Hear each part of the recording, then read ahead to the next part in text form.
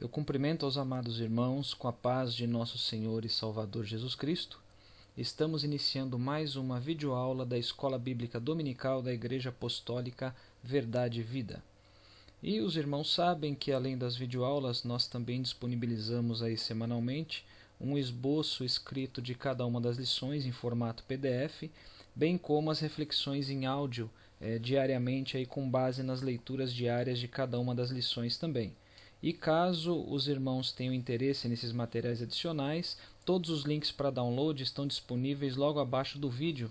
Basta clicar na opção Mostrar Mais e os links estarão lá.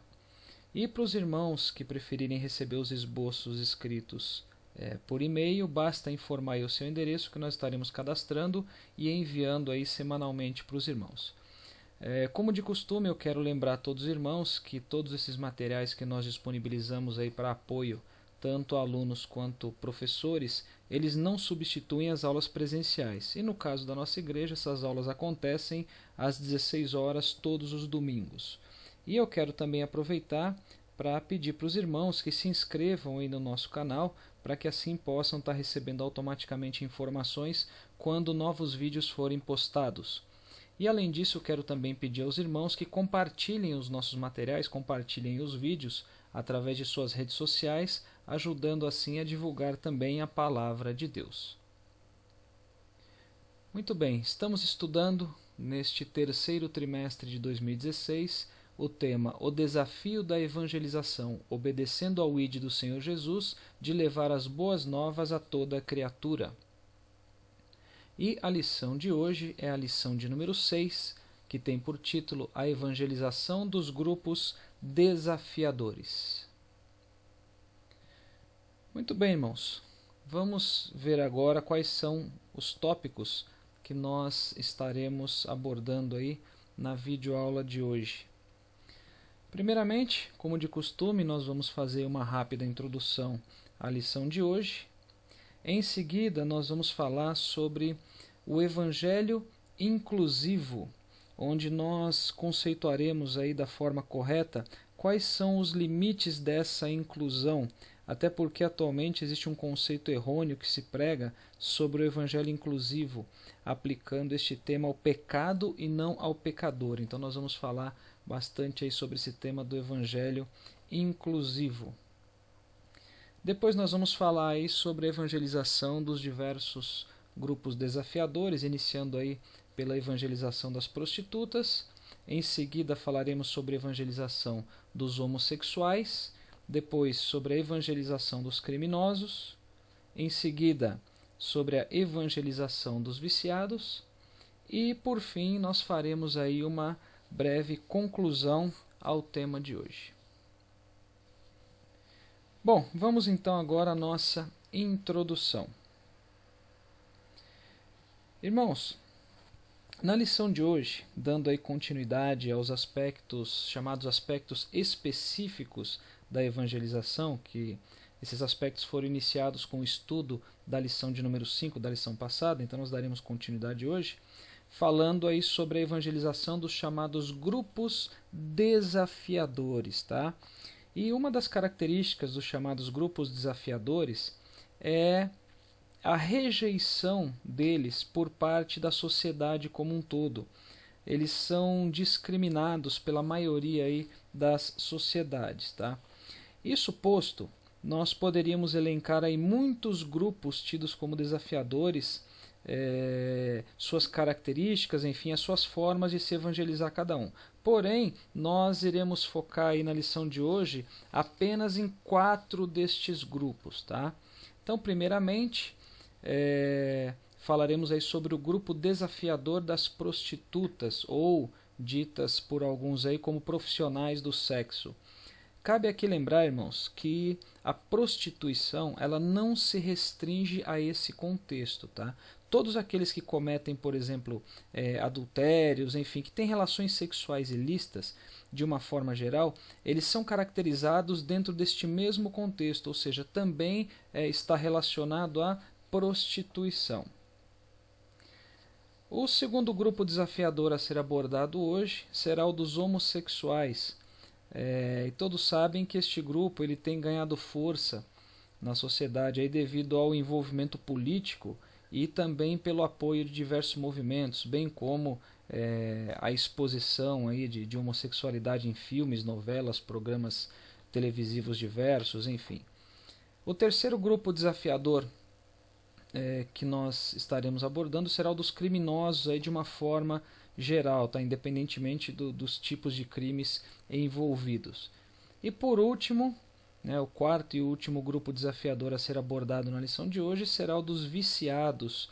Viciados também de uma forma geral, sejam viciados nas chamadas drogas lícitas ou nas chamadas drogas ilícitas. Tá? Os irmãos vão ver que os quadros nesse grupo desafiador eles são assim extremamente alarmantes.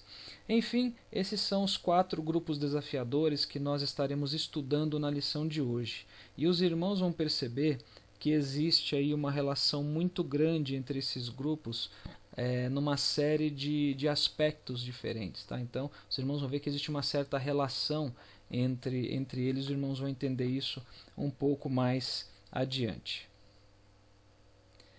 Agora, cabe aqui uma pergunta.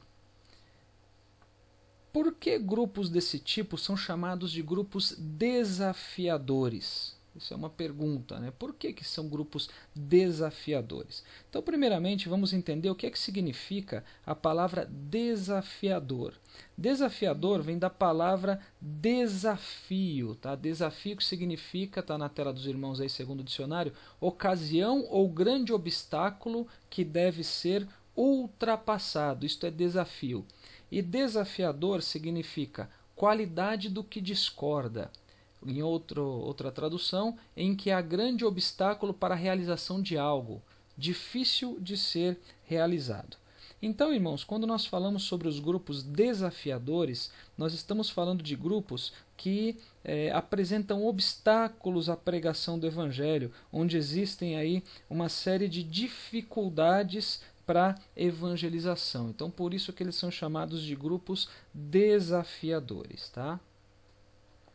E um dos grandes problemas no que se refere às atitudes da sociedade, vamos dizer assim, com relação a esses grupos chamados desafiadores, está no preconceito que existe da sociedade para com estes grupos. E infelizmente, irmãos, essa é uma realidade que existe também dentro de muitas igrejas, onde o preconceito, e pior do que isso, o julgamento no sentido de sentenciar esses grupos é uma realidade, tá?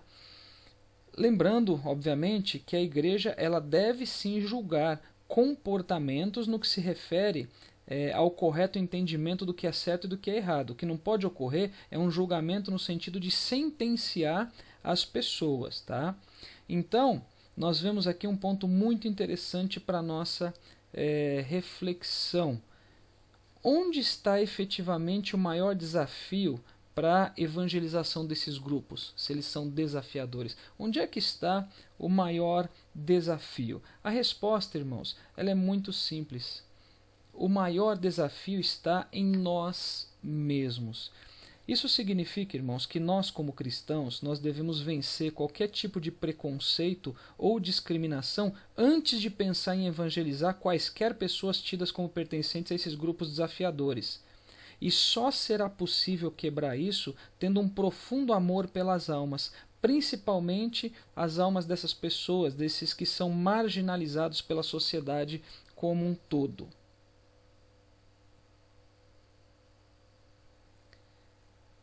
Então, nós podemos estar falando aqui, nesses grupos desafiadores, de pessoas que aos olhos humanos elas não têm mais jeito, não tem mais solução para elas. Porém, como a Bíblia Sagrada nos diz no Evangelho de Jesus, segundo escreveu Lucas, capítulo 1, versículo 37, está na tela dos irmãos, para Deus nada é impossível. Então, irmãos, aquilo que pode parecer impossível para a sociedade, aquilo que pode até parecer impossível para nós, muitas das vezes, para Deus é possível. Ou seja, nós não podemos depreciar o poder transformador do Evangelho através da ação do Espírito Santo nas vidas dos que estão perdidos. Isso significa, irmãos, que além do profundo amor pelas almas, nós temos que ter essa convicção em nossos corações. Como diz aí o apóstolo Paulo na sua carta aos Romanos, lá no capítulo 1, versículo 16, onde Paulo diz, porque não me envergonho do evangelho de Cristo, pois é poder de Deus para a salvação de todo aquele que crê.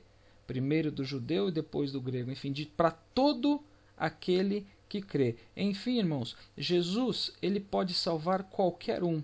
Então, o maior desafio está em nós mesmos, principalmente no que diz respeito a vencer aí, como nós já comentamos, o preconceito e a discriminação em relação a essas pessoas que fazem parte desses chamados grupos desafiadores.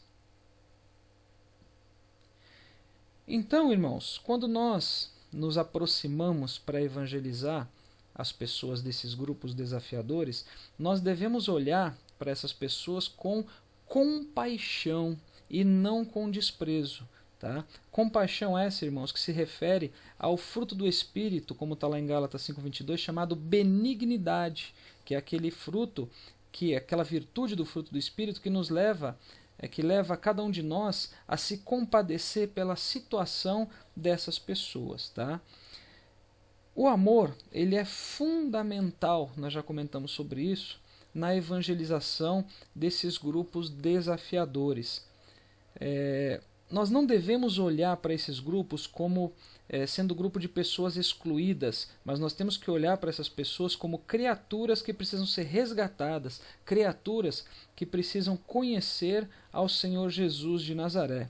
E um outro ponto importante a comentar também, irmãos, é que uma pessoa que é discriminada pela sociedade, ela percebe no olhar se aquele que está evangelizando ela está desprezando ela ou não. Então, mesmo que as palavras digam o contrário, ou seja, eles vão perceber. Muitas das vezes a pessoa vai evangelizar esses grupos, diz que ama aquela pessoa, que o evangelho pode mudar a vida dela, mas no jeito que ela olha para essa pessoa, já está denunciando que ela mesma não acredita naquilo. Já está denunciando que ela está desprezando aquela pessoa, por mais que as palavras digam o contrário. Tá? Ou seja, irmãos, nós não estamos falando aqui, nesse contexto, sobre sentimentos fingidos, mas nós estamos falando sobre sentimentos verdadeiros. E caso o evangelista ele não possua esse tipo de sentimento, esse amor pelas almas, essa compaixão, essa virtude do fruto do Espírito chamada benignidade, ele tem que orar pedindo que Deus coloque esse tipo de sentimento em seu coração, antes de pensar em sair para evangelizar pessoas desses grupos desafiadores. Em outras palavras, irmãos, dependendo da maneira como se aproxima dessas pessoas, desses grupos, o evangelista ele demonstra se ele está ou não excluindo essa pessoa também, se ele está ou não discriminando essa pessoa também, muitas vezes só no jeito dele olhar, na expressão fisionômica dele. Até porque esses grupos desafiadores, eles já costumam ter aí um preconceito de que todos os evangélicos os condenam. Então imaginem só a situação. Os evangelistas vão para evangelizar pessoas de um determinado grupo desafiador e na forma com que esses evangelistas se aproximam ou olham para as pessoas, ele já tem uma certa, vamos dizer assim, uma certa aversão, um certo preconceito de que todo evangélico só quer condená-los, né, com base na Bíblia Sagrada. E o evangélico, quando se aproxima para evangelizá-los, ainda demonstra que tem um certo desprezo ou demonstra através do olhar que tem uma certa repulsa, isso vai ser facilmente percebido. Então não é desta forma que tem que acontecer, tem que ser vencida essa barreira do preconceito, da discriminação, e isso tem que dar lugar ao amor pelas almas e também à compaixão pela situação em que elas estão enfrentando. Bom, irmãos, fim daí a nossa breve introdução. Nós vamos agora ao próximo tópico, onde nós vamos falar sobre o Evangelho inclusivo. Então, antes de mais nada, vamos ver aí o que nos diz a Bíblia Sagrada no Evangelho de Jesus Cristo, segundo escreveu João, capítulo 6, versículo 37, como está aí na tela dos irmãos. Tudo o que o Pai me dá virá a mim, e o que vem a mim de maneira nenhuma o lançarei fora. Irmãos, reparem que Jesus disse que os que vêm a Ele não serão lançados fora.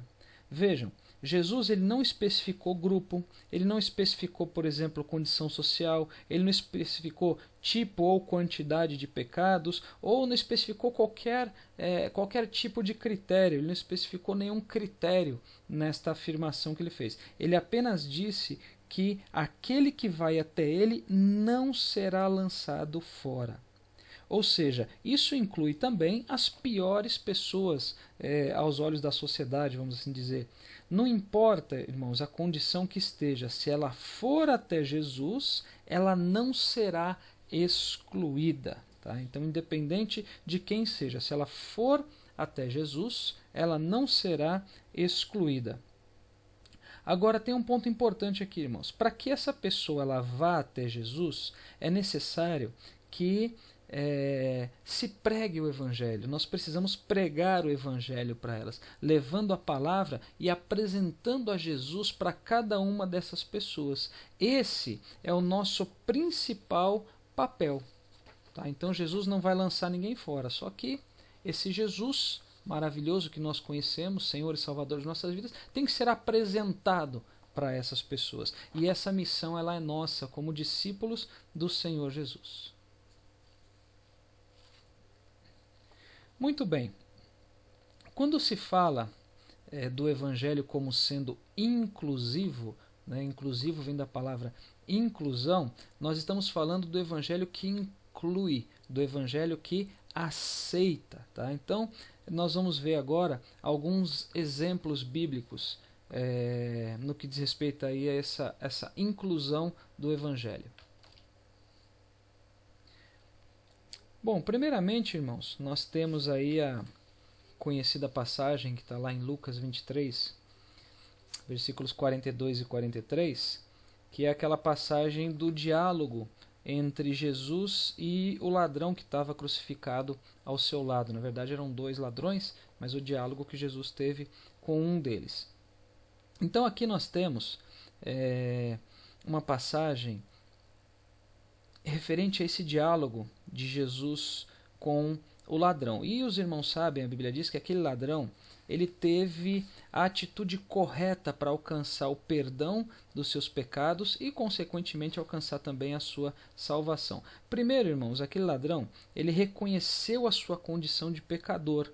Em que momento que nós vemos isso? Naquele momento em que ele falou para o outro ladrão, que também estava crucificado, dizendo que eles mereciam estar ali pelo que eles tinham feito. Então ele reconheceu sua condição de pecador. A segunda atitude que ele teve, que foi a atitude correta, ele reconheceu quem era Jesus, reconhecendo que ele era filho de Deus e que ele tinha poder para perdoar os pecados. E em terceira atitude, ele reconheceu que Jesus poderia salvá-lo, quando ele disse para que Jesus se lembrasse dele quando entrasse no teu reino. Então, irmãos, nesse instante, Jesus ele não lança o ladrão fora. Muito pelo contrário, ele perdoa os seus pecados e, consequentemente, o salva, confirmando isso através das suas palavras, dizendo que naquele mesmo dia o ladrão estaria junto com ele no paraíso. Tá? Vale aqui, irmãos, abrir um pequeno parênteses. Jesus ele disse para o ladrão que eles estariam juntos no paraíso ainda naquele dia. Então aqui nós temos uma evidência incontestável de que não existe o chamado purgatório, que é defendido aí por algumas denominações cristãs. Tá? Essas denominações elas dizem que as pessoas quando morrem elas devem ir ao purgatório para que lá elas possam pagar por seus erros e pecados e, enfim, depois irem para o céu. Se o purgatório realmente existisse, irmãos, com certeza aquele ladrão ele deveria ter ido para lá, até porque ele tinha pecados e reconheceu isso. Porém, Jesus não disse que ele iria para um local para que ele pudesse pagar pelos seus pecados, mas disse que ele iria para o paraíso. Então isso é muito claro, ou seja, não existe purgatório, assim como também não existe o que alguns segmentos religiosos dizem, que é a reencarnação. Também não existe reencarnação para que se possa pagar pelos pecados, voltando aí a reencarnar aqui na Terra. A Bíblia é muito clara e direta quando ela afirma que aos homens está ordenado morrerem uma única vez, vindo depois disso o juízo. Bom, irmãos, voltando aí ao contexto,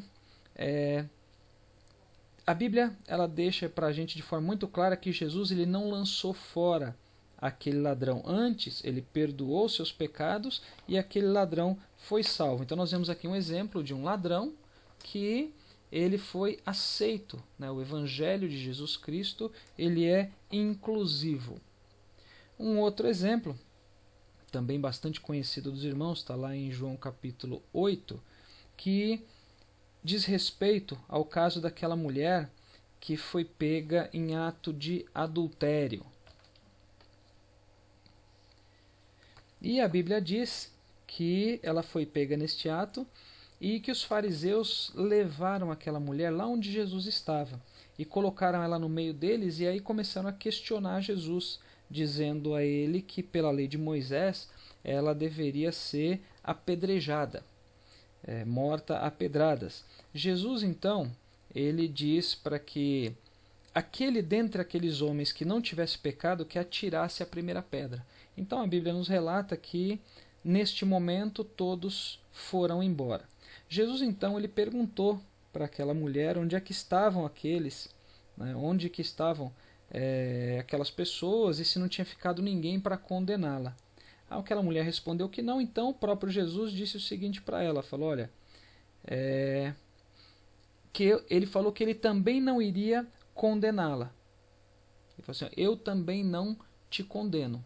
Os que estavam ali para condená-la já não estavam mais lá, então Jesus disse que também não a condenava, mas ele diz para ela também, para ela ir embora e não pecar mais. Então nessa passagem nós temos dois pontos fundamentais que nós precisamos aprender no que se refere ao Evangelho como sendo inclusivo. Tá?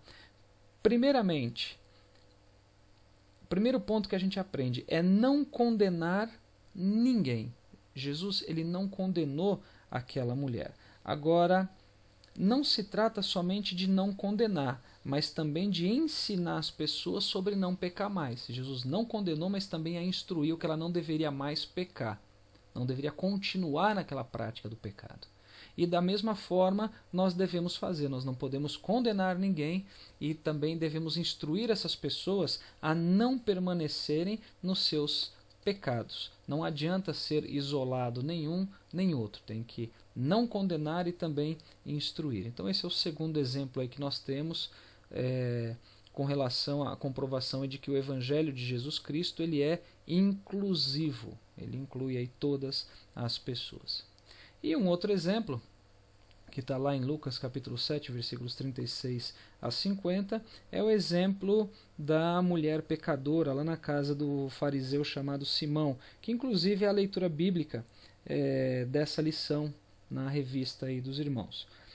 Bom, a Bíblia diz que Jesus ele foi comer na casa de um fariseu chamado Simão, e enquanto Jesus estava assentado ali à mesa, veio uma mulher pecadora, a Bíblia diz que era uma mulher pecadora, com um vaso cheio de perfume, né, cheio de unguento, e essa mulher ela ficou aos pés de Jesus. Ela ficou ali ungindo os pés de Jesus com aquele perfume, e também lavando os pés de Jesus com as suas próprias lágrimas e enxugando com os seus cabelos. É isso que a Bíblia nos diz.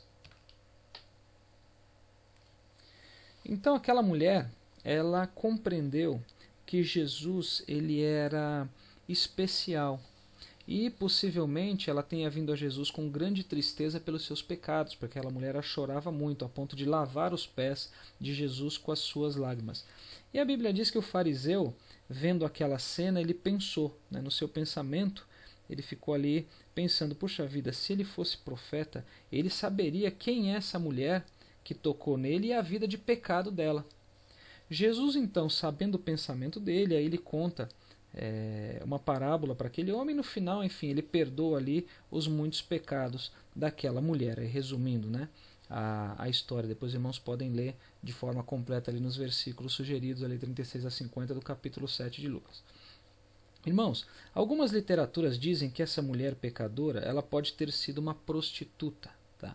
Agora, independente de quais tenham sido os pecados daquela mulher, nós percebemos que Jesus ele também não a lançou fora quando ela se aproximou dele. Ela se aproximou dele, obviamente, com humildade, reconhecendo quem era Jesus Cristo e chorando arrependida. Tanto que é bem provável que numa outra situação uma mulher pecadora ela não entraria na casa de um fariseu simplesmente por entrar, uma exposição muito grande para ela. Mas como Jesus estava ali, ela entrou lá com muita humildade e se aproximou de Jesus. Então a pergunta que nós temos que fazer nesse momento é: o que nós temos que aprender com isso no que se refere à evangelização, já que a gente está falando sobre evangelização em todas as lições aí desse trimestre? Nós devemos aprender, irmãos, que não importa a condição de uma pessoa, não importa quem ela seja, se ela se arrepender dos seus pecados, reconhecendo e aceitando Jesus como Senhor e Salvador, seus pecados eles são perdoados. E, através da palavra, no poder do Espírito Santo, essa pessoa ela pode ser completamente transformada, ou seja, de criatura, ela passa a se tornar aí filha de Deus. Então, irmãos, entendendo isso, nós devemos pregar o Evangelho para todas as pessoas, para todos os grupos, por mais desafiadores que eles pareçam ser ou por mais perdidos que possam estar aos olhos humanos. Tá? Então, da mesma forma que Jesus ele não rejeitou aquela mulher que se humilhou, nós também não podemos excluir ninguém de ouvir a palavra do Evangelho da salvação. Não importa se é um viciado, não importa se é um criminoso, não importa se é um homossexual, se é uma prostituta, enfim. Jesus ele é poderoso para salvar e para transformar a vida de qualquer pessoa, não importa como esteja a vida dela. Basta, obviamente, se arrepender verdadeiramente e aceitar Jesus Cristo como Senhor e Salvador. Ainda sobre esta passagem, irmãos, da pecadora ali na casa do Simão fariseu, que chorou ali aos pés de Jesus, né, derramou perfume, lavou com as lágrimas, enxugou com seus cabelos. Reparem que nessa narrativa, o fariseu ele teve algumas reações em relação àquela pecadora. Primeiramente, né, nós vimos aí de forma muito clara que ele murmurou em relação a ela. Mas não somente murmurou, mas ele também sentenciou aquela mulher, julgando que ela era uma mulher indigna. Ou seja, ele foi completamente insensível em relação àquela mulher. Então a insensibilidade era uma característica muito evidente neste fariseu. Agora, o fariseu ele era insensível, como nós vimos. E nós, como cristãos, nós não podemos ser insensíveis aos excluídos pela sociedade, irmãos. Porque senão, fazendo assim, nós nos tornamos como aquele fariseu. E nós não podemos ser fariseus. Nós temos que agir como Jesus, ou seja, nós devemos ser sensíveis à situação de todos os pecadores, inclusive aqueles tidos como pertencentes aí aos mais diversos grupos desafiadores, que são os grupos que a gente vai estar vendo daqui a pouco aí no decorrer desta videoaula. Então nós não podemos ser insensíveis à situação daqueles que são, vamos dizer assim, excluídos pela sociedade, aqueles que são discriminados pela sociedade, aqueles que sofrem um preconceito muito grande. Ou seja, ao invés de agir como um fariseu, através da insensibilidade, nós temos que agir como Jesus.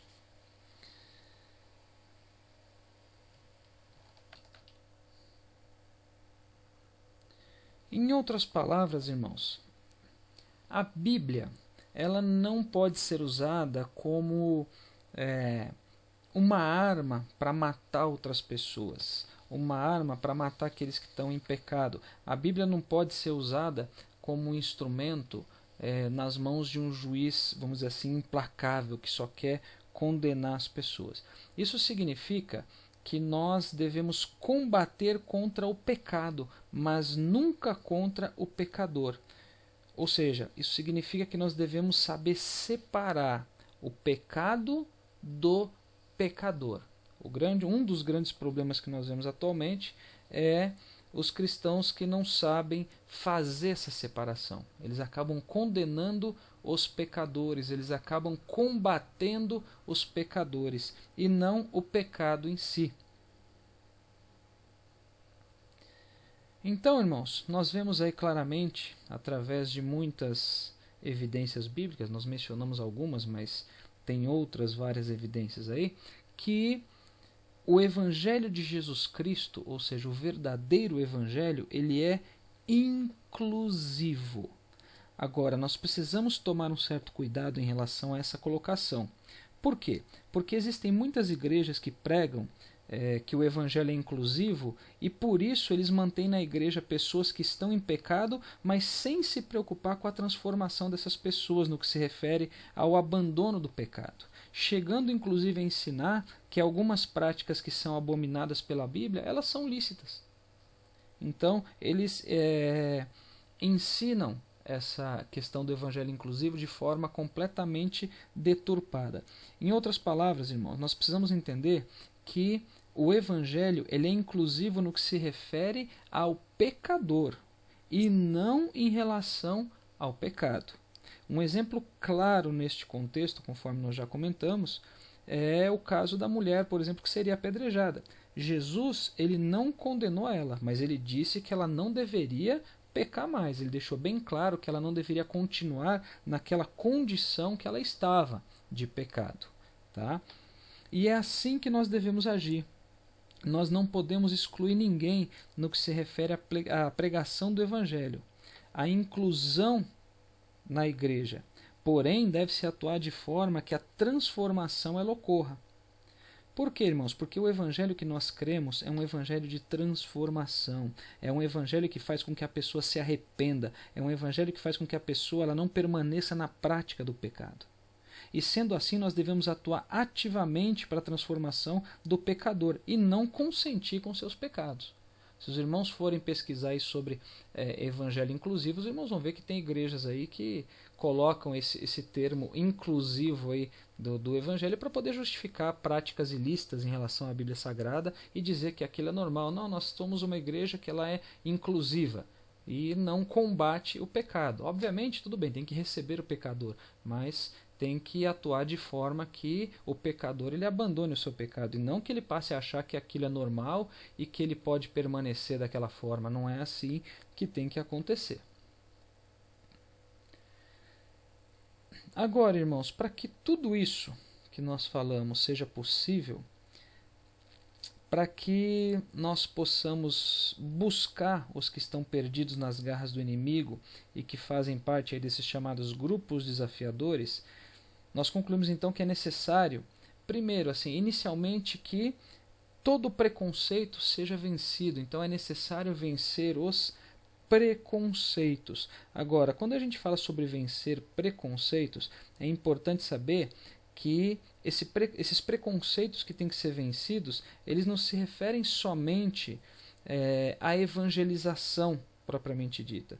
Não se refere a ir onde as almas estão para evangelizá-las somente, mas também no que se refere à reintegração dessas pessoas, sendo que essa reintegração ela deve começar dentro da igreja, ou seja, não adianta sair para evangelizar essas pessoas, porém discriminá-las ou isolá-las quando elas vão para a igreja.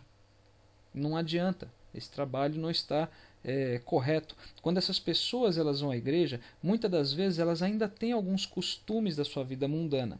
E a igreja ela tem que estar preparada para lidar com isso, com amor, com paciência, como diz o apóstolo Paulo a Timóteo, com toda longanimidade e doutrina. Até porque seria uma utopia acreditar que a pessoa vai aceitar Jesus. Hoje a pessoa está num desses grupos desafiadores, é uma prostituta, é um homossexual, um drogado, um criminoso, enfim. Aceitou Jesus hoje e amanhã ela já está na igreja e já está completamente transformada. Não que isso seja impossível, irmãos, mas acreditar que todos os casos vão ser dessa forma é uma utopia. Então, tem que se vencer o preconceito não só na hora de evangelizar, mas na hora de receber essas pessoas na igreja também, porque senão esse trabalho ele vai por água abaixo. Essa pessoa ela vai voltar para o mundo novamente e pior do que ela saiu, porque ela vai voltar ainda revoltada. Vai ser muito mais difícil evangelizar essa pessoa novamente depois.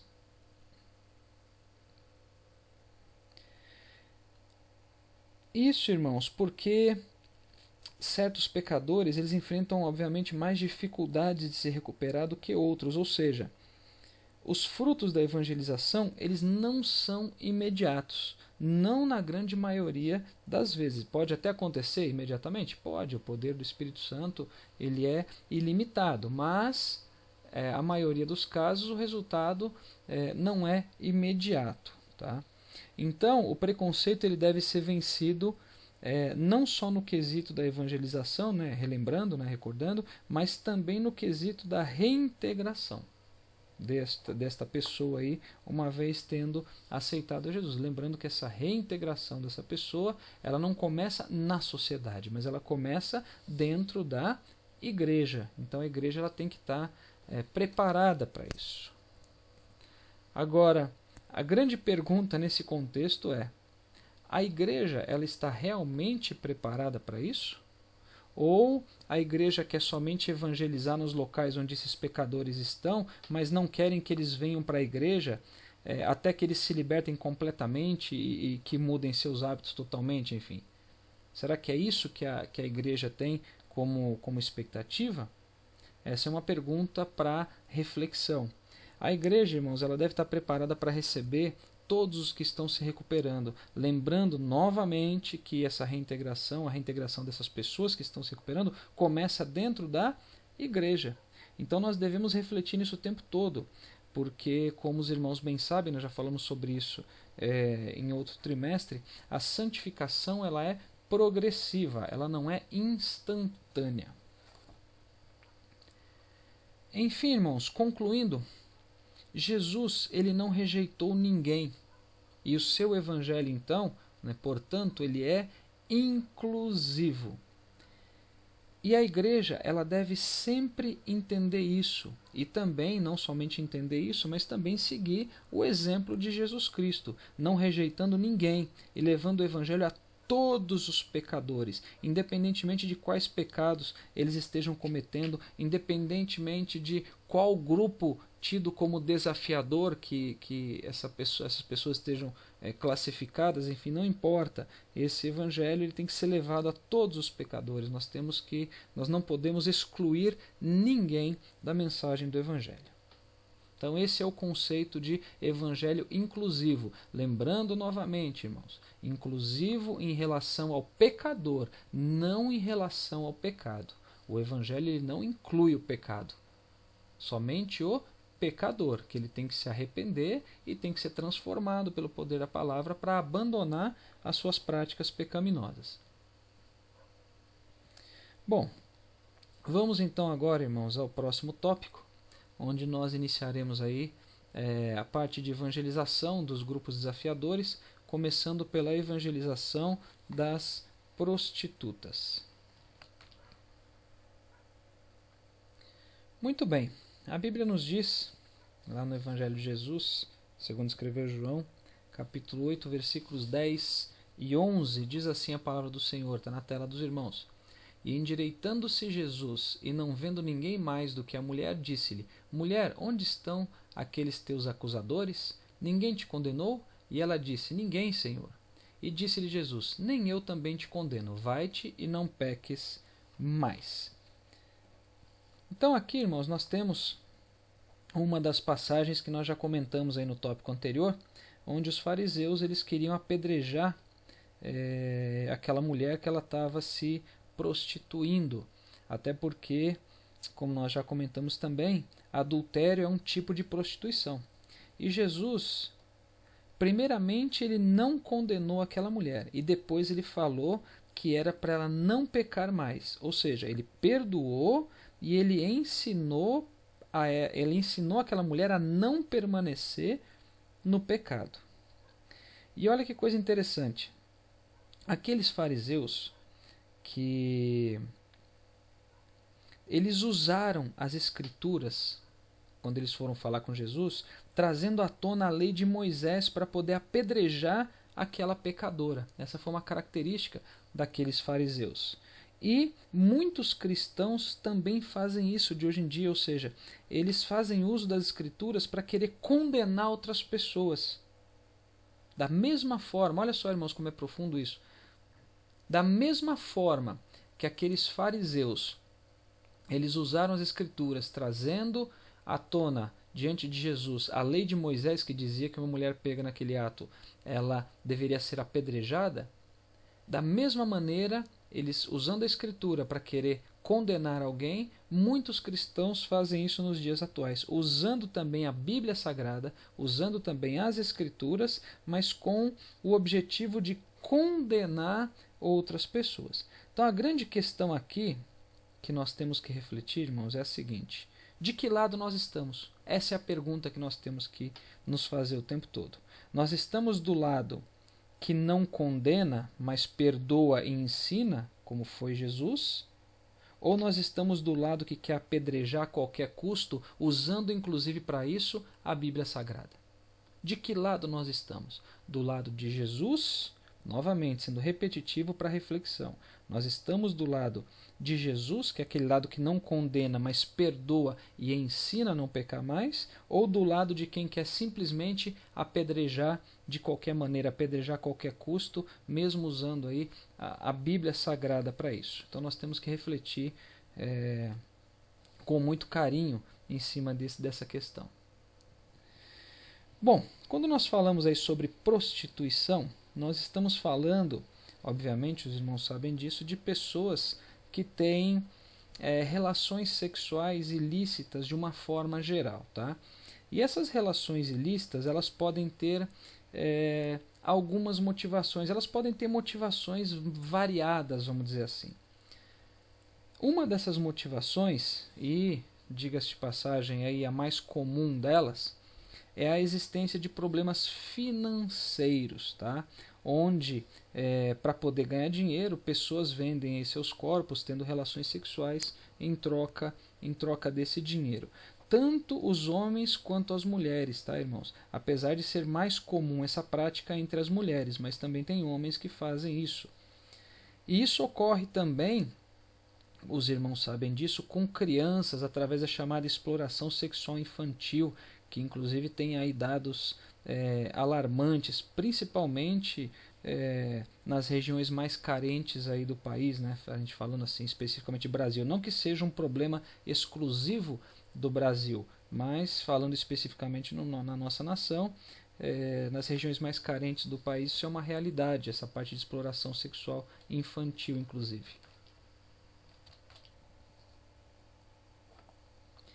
Uma outra, vamos dizer assim, motivação para a prostituição, ela está também nas drogas. Os irmãos se recordam que eu comentei que em alguns aspectos existia aí uma certa relação entre características dos grupos desafiadores, né? Um deles é o viciado em droga, o outro é prostituição, enfim. E aqui nós temos um dos motivadores da prostituição, que é o uso de drogas. Tá? Eu não vou detalhar muito esse tema aqui, porque nós vamos ter um tópico específico para falar sobre as drogas. Mas enfim, o que ocorre é que muitas pessoas, para conseguirem aí sustentar os seus vícios, né, que sustentar um vício é relativamente caro, para conseguir sustentar esse vício, as pessoas elas acabam muitas das vezes se prostituindo para ganhar dinheiro, para poder fazer o quê? Para poder comprar drogas. Então aqui nós temos aí um abismo chamando outro abismo. Enfim, então o consumo de drogas, aí o vício nas drogas pode ser também um dos motivadores da prostituição. Nós temos também uma outra motivação, que é a chamada incontinência sexual. O que é isso, irmãos? Aqui não tem relação nenhuma com questões monetárias, com questão de dinheiro. Nós estamos falando aqui de pessoas que têm um desejo desenfreado de ter relações sexuais, que se relacionam aí com muitas pessoas, que têm muitos parceiros, enfim. Isso também é uma prostituição, né? Alguns se enganam de achar que é só caracterizado como prostituição quando tem uma venda, né? A pessoa ela tem um relacionamento sexual para poder ganhar dinheiro. Não, não é isso. Qualquer relação sexual ilícita é um tipo de prostituição, tá? Então, essa parte de incontinência sexual também caracteriza a prostituição, ou seja, não é somente o fato de haver pagamento de dinheiro envolvido, tá? Então, todo tipo, novamente, de relação sexual ilícita também é prostituição. De qualquer modo, o foco aqui é tratar do grupo que tem como motivação os dois primeiros itens, ou seja, a motivação financeira. Tá? Então existe esse motivador também da incontinência, mas a gente vai focar um pouco mais aqui nesse estudo sobre os dois primeiros, tá? Ou seja, que tem motivação financeira. Bom, vamos ver agora alguns pontos que são importantes quando se trata aí de evangelização de prostitutas, tá? São alguns pontos aí que precisam ser observados. Primeiro deles, jejum e oração antes dos trabalhos. Irmãos, deve-se estar em propósito de oração de jejum, pois nunca se sabe o que se vai enfrentar nesse tipo de evangelização. E outra coisa, não são raros os casos de manifestações de demônios durante a evangelização deste grupo desafiador aí das prostitutas, tá? Até porque todos nós sabemos que são demônios que levam as pessoas a se prostituírem. E o grupo de evangelistas que for sair para esse trabalho evangelístico deste grupo específico, ele deve estar preparado espiritualmente para lidar com isso e para expulsar também esses demônios em nome de Jesus. Um outro ponto a se observar é com relação aos horários, tá? Para os trabalhos, melhores horários para esses trabalhos de evangelização de prostitutas. Por que eu estou comentando isso, irmãos? Porque normalmente as pessoas que se prostituem, elas costumam atuar mais no período noturno, né? Final de tarde, começo de noite e madrugada. Então o ideal é que o grupo de evangelização vá para os trabalhos aí no finalzinho do dia, começo da noite, enfim. Uma outra observação e recomendação: nunca se deve sair sozinho. Aliás, essa observação ela vale para qualquer tipo de trabalho evangelístico, mas nesse trabalho específico de evangelização de prostitutas é muito importante nunca estar sozinho. Uma outra observação: nunca ir somente irmãos, mas sempre acompanhado de irmãs. Um irmão não pode evangelizar uma prostituta, uma prostituta mulher e vice-versa, né? Enfim, uma mulher evangelizar um homem que se prostitui. Porque, irmãos, além dos riscos de queda, ainda tem aquela questão do mau testemunho. Então, o ideal, quando se sai para esse tipo de trabalho evangelístico, é sempre sair em casais, tá? Ou então, quando não for possível sair em casais, que sejam irmãos do mesmo sexo daquelas pessoas que serão evangelizadas. Ou seja, vai evangelizar mulheres, que sejam irmãs. Vai evangelizar homens, que sejam irmãos. Tá? Então não é prudente um irmão evangelizar uma mulher ou uma irmã evangelizar um homem. Quando eu digo homem e mulher, eu estou falando de pessoas que se prostituem. Tá? Então tem que se observar isso também. Um outro ponto aqui, uma outra recomendação, ela se refere à forma de abordagem. Tá? Essa abordagem, irmãos, tem que ser sempre feita com amor, tem que ser sempre feita com respeito. Tá? Tem que abordar essas pessoas como se abordaria qualquer outra pessoa. Um outro ponto importante aqui, irmãos, que tem que ser considerado: a extrema carência afetiva. Normalmente, irmãos, as prostitutas, apesar de elas se relacionarem com muitas pessoas, elas possuem uma extrema carência afetiva, tá? E isso tem que ser considerado durante os trabalhos de evangelização, onde inclusive pode-se utilizar aí estratégias, né, considerando este fato, inclusive. Um exemplo neste contexto, eu assisti um vídeo há algum tempo atrás, um vídeo curtinho de um pastor de uma igreja, da Igreja Batista da Lagoinha, onde ele falou sobre esse tema e ele comentou de uma estratégia interessante que o pessoal da igreja dele que saía para evangelizar as prostitutas usava e que tinha um bom resultado, onde durante o trabalho de evangelização eles levavam flores para as mulheres que se prostituíam e fazia com que muitas chorassem, enfim, era uma forma de abordar e que acabava dando uma abertura bastante propícia para a pregação do evangelho. Enfim, um exemplo de uma estratégia que levou em consideração essa carência afetiva que elas têm. Então foi assim muito inteligente ali da parte dos irmãos da Igreja Batista da Lagoinha utilizar esse tipo de estratégia aí, que eu creio que foi inspirada pelo próprio Deus. Um outro ponto a ser observado aí, basicamente até uma recapitulação do que nós já comentamos anteriormente, né? Não deve haver discriminação. Ou seja, deve-se olhar para essas pessoas com o olhar de Jesus Cristo. Deve-se olhar para elas como Cristo olharia. E com certeza Cristo olharia de que forma? Com compaixão. Cristo olharia para essas pessoas com benignidade. Cristo olharia para essas pessoas com o desejo de transformar a vida dessas pessoas, querendo converter essas pessoas, tirar essas pessoas do mau caminho e colocá-las no caminho estreito, no caminho que leva à salvação. Então isso é uma outra coisa que nós temos que observar também durante a evangelização das prostitutas.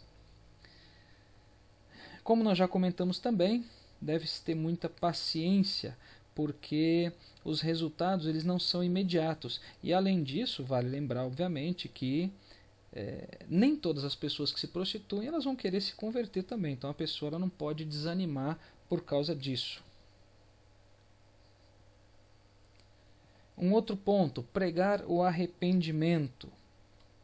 Irmãos, não se pode esquecer sobre a pregação que deve ser centrada no arrependimento para perdão dos pecados durante o trabalho de evangelização.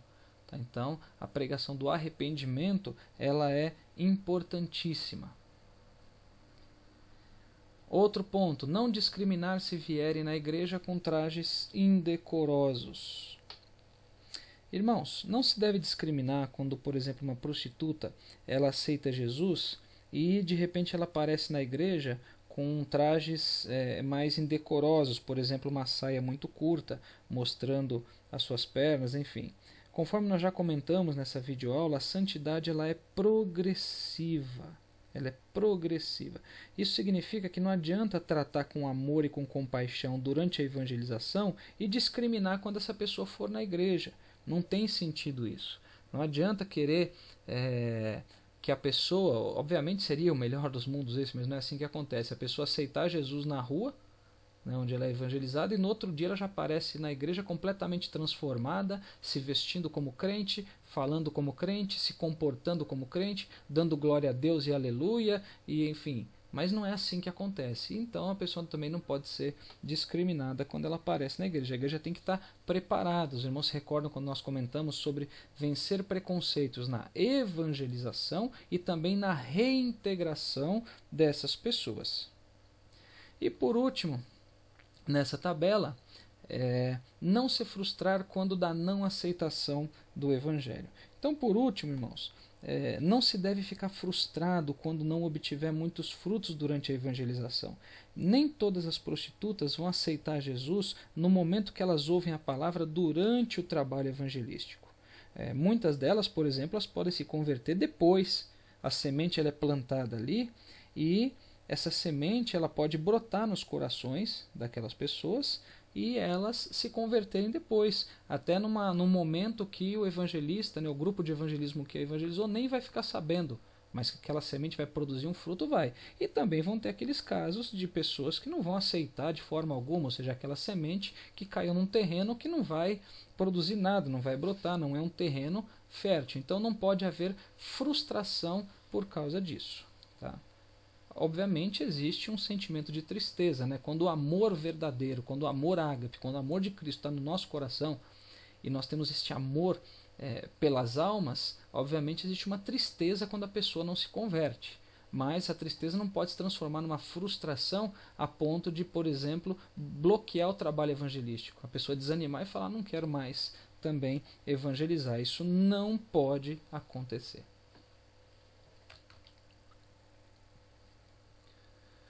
Muito bem, vamos então agora ao próximo tópico, onde nós vamos falar sobre a evangelização dos homossexuais. Então, inicialmente, antes de mais nada, vamos ver o que a Bíblia nos diz em 1 Coríntios capítulo 6, versículos de 9 a 11. Diz assim a palavra do Senhor: Não sabeis que os injustos não hão de herdar o reino de Deus? Não erreis, nem os devassos, nem os idólatras, nem os adúlteros, nem os efeminados, nem os sodomitas, nem os ladrões, nem os avarentos, nem os bêbados, nem os maldizentes, nem os roubadores herdarão o reino de Deus.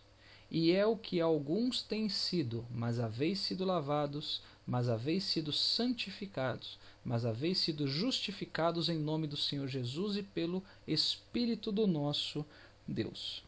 Bom, irmãos, nesses versículos nós temos aí uma lista de tipos de pessoas que não herdarão o reino de Deus.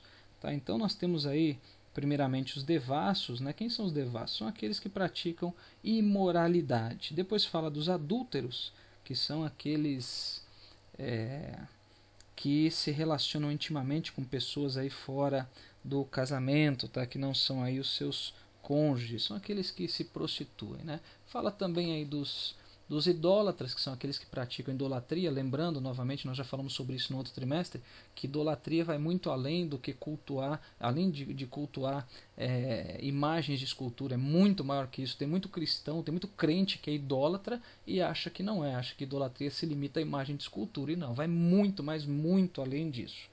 Tá? Então, nós temos uma aula aí que a gente fala especificamente bastante sobre essa questão de idolatria. Enfim, aí depois fala dos adúlteros, fala também dos efeminados. Tá? Quando fala de efeminado, está falando aí a respeito dos homossexuais. Aí fala dos sodomitas. Né? Sodomita é aquele que pratica relação sexual anal, que é extremamente abominável aos olhos do Senhor. Depois fala de ladrões, enfim, avarentos, bêbados. Fala aí dos maldizentes também, que são os caluniadores, né? Aqueles que só falam mal de outras pessoas. Enfim, a Bíblia diz que eles não herdarão o reino de Deus.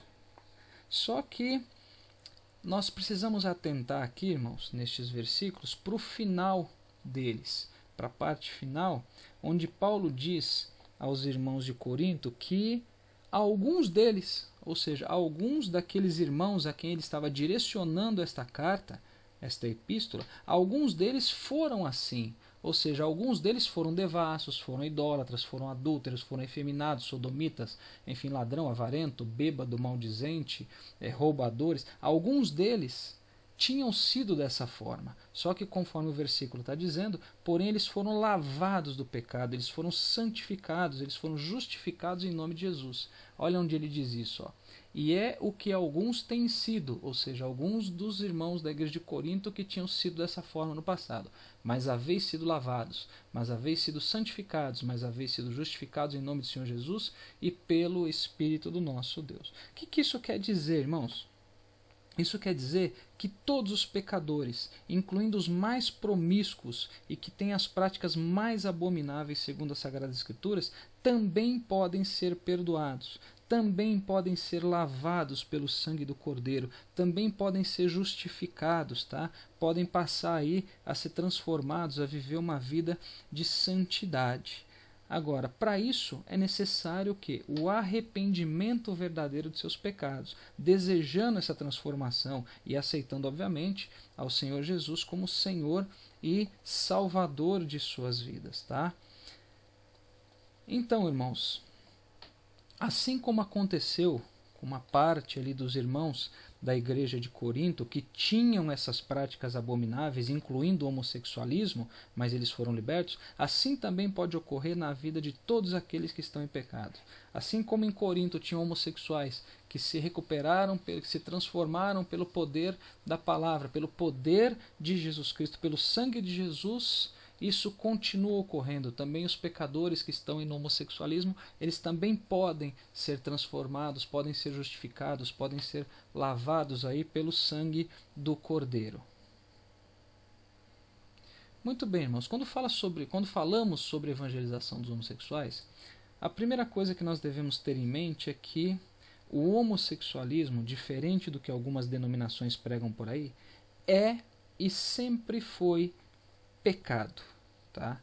O homossexualismo é e sempre foi pecado. Então, o evangelista ele deve ter isso muito claro na sua mente, deve ter isso como convicção, tá? Então, isso é muito importante, até porque tem muita pregação que é feita de hoje em dia por algumas denominações, querendo provar e por A mais B que o homossexualismo não é pecado. Então, o evangelista ele tem que ter a convicção disso. Tá? Vamos ver aí algumas passagens bíblicas que comprovam isso de forma muito clara. Primeiro nós temos aí Romanos 1:27. Nós vamos ver algumas passagens, tá, irmãos? Tem muitas passagens que falam sobre isso.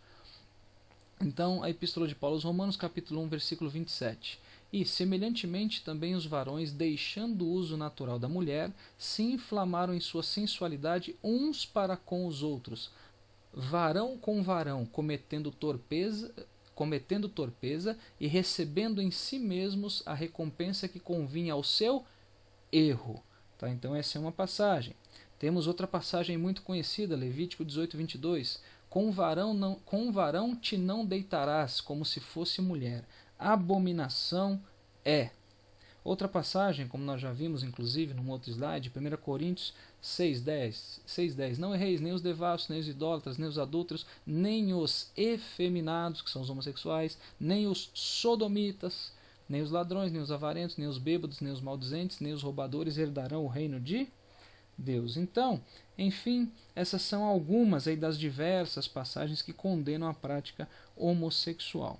Infelizmente, como nós já falamos, algumas igrejas elas chegaram, até para defender as suas práticas, elas chegaram a editar, né, criar aí suas próprias bíblias, modificando textos que falam tão diretamente sobre essa prática. Então, enfim, não existiria outra forma deles defenderem isso perante a Bíblia, senão mudando a própria Bíblia. Né? Então, isso é algo extremamente assim condenável. Né? Não se pode fazer isso, não se pode alterar as Sagradas Escrituras.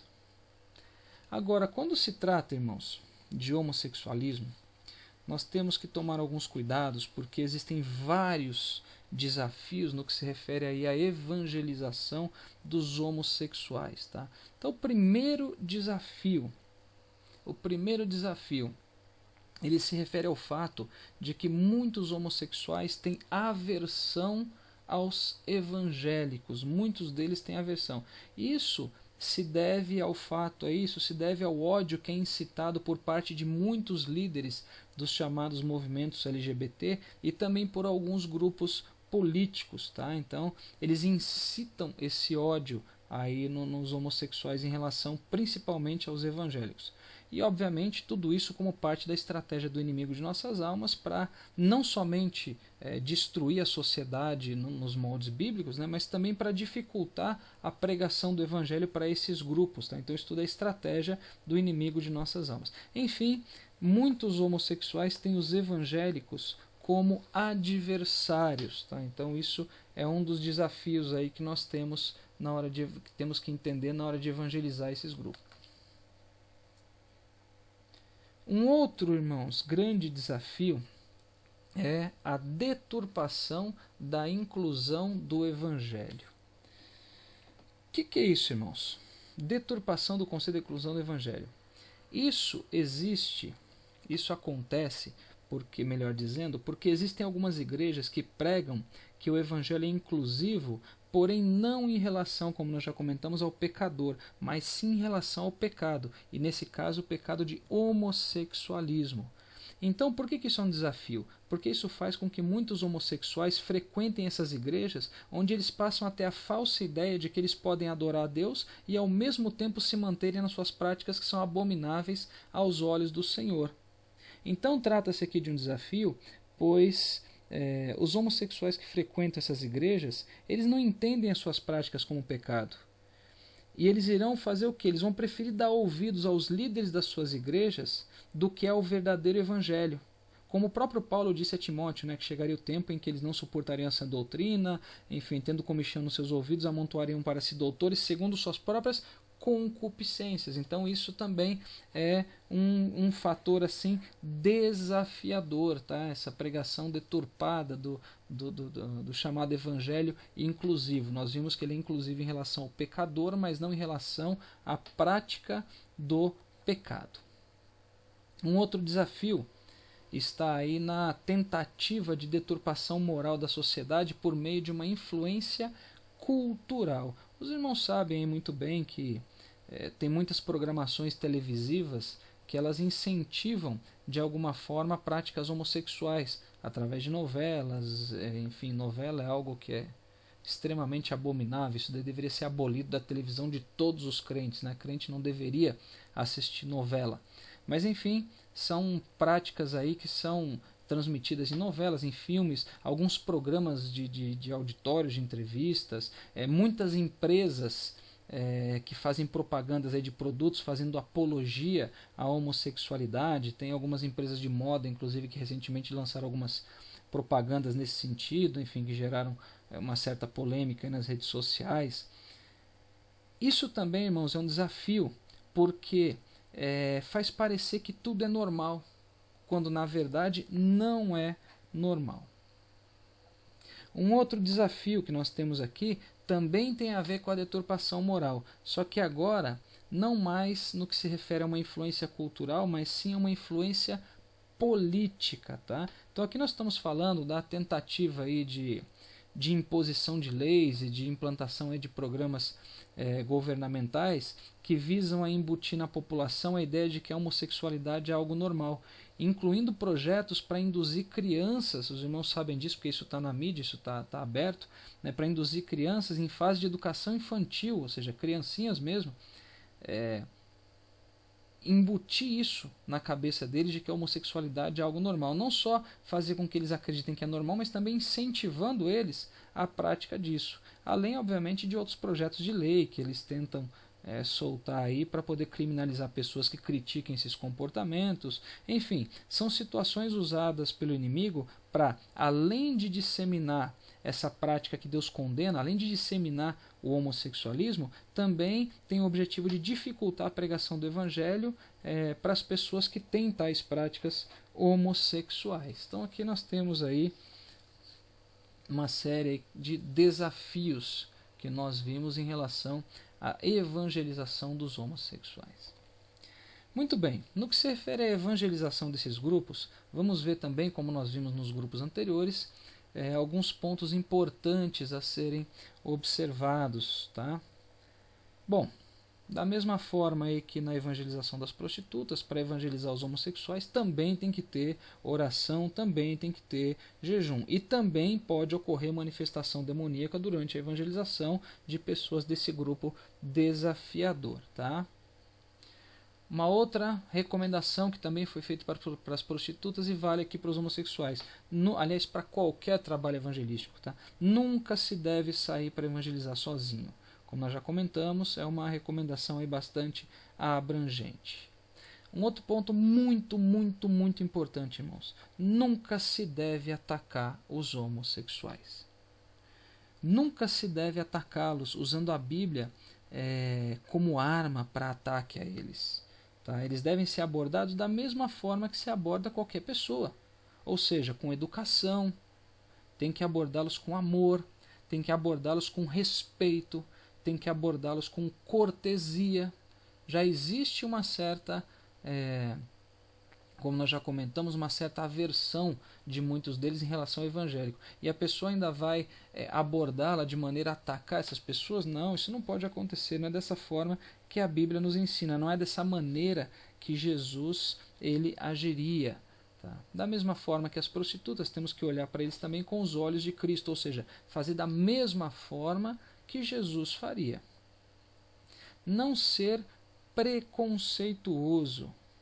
Aliás, como nós já comentamos no início da aula, o preconceito ele deve ser vencido pelo evangelista antes de qualquer coisa. Antes de pensar em evangelizar esses grupos desafiadores, ele já tem que vencer esta questão do preconceito, não somente na evangelização, mas também na reintegração dessas pessoas. Ou seja, o preconceito ele não deve existir. Tá? O evangelista ele não pode ser preconceituoso, nem na evangelização, e a igreja também não pode ser preconceituosa na reintegração dessas pessoas. Uma outra observação, um outro ponto a ser observado. Não apontar o pecado do homossexualismo de imediato. Tá? Tem que se falar primeiramente de Jesus, falar do plano da salvação. Se já começar o trabalho evangelístico apontando aquilo como pecado, isso pode dificultar o trabalho. Nós sabemos que é pecado, nós sabemos que tem que ser dito, mas o assunto, a conversa não vai começar apontando este pecado. Uma outra recomendação: não se precipitar durante a evangelização. Os irmãos sabem que o Espírito Santo ele tem uma forma especial de tratar com cada um, e é ele quem convence o pecador, não somos nós. A gente nunca pode esquecer disso.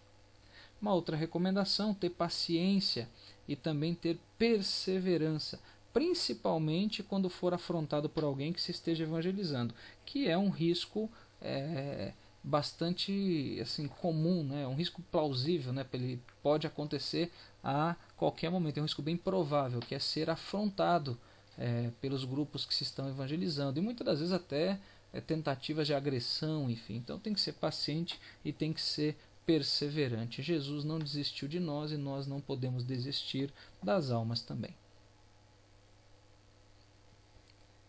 Agora, irmãos, não mais sobre a evangelização, mas agora sobre a reintegração do homossexual, ou seja, daquele que foi evangelizado e aceitou Jesus. Tá? Então deve-se também observar aí alguns pontos importantes. Tá? Então, como nós já comentamos, né, no outro grupo, o efeito da evangelização no que se refere à transformação, ele não é imediato, não é na hora que ele acontece. Então, isso implica em dizer que alguns trejeitos, alguns costumes, alguns modos, eles podem demorar a desaparecer. E, aliás, podem existir até questões que nem venham a desaparecer. Questões físicas, por exemplo, às vezes pessoas que passaram por algum tipo de cirurgia para mudar seu corpo, pode ser que aquilo nem seja reversível, nem venha a se reverter, enfim. Então, alguns costumes a gente podem continuar existindo, isso pode acontecer dentro da igreja também, então tem que saber como tratar nesses casos. Obviamente a gente está falando de coisas mais assim simples, né, mais superficiais. Temos também que saber diferenciar quando é algo que faz parte do processo de transformação ou quando a pessoa está ali endemoniada com o intuito de provocar os evangélicos dentro da igreja. Nós precisamos saber diferenciar isso aí, né? Então isso é muito importante. Um outro ponto ao ser observado no que diz respeito à reintegração dessas pessoas.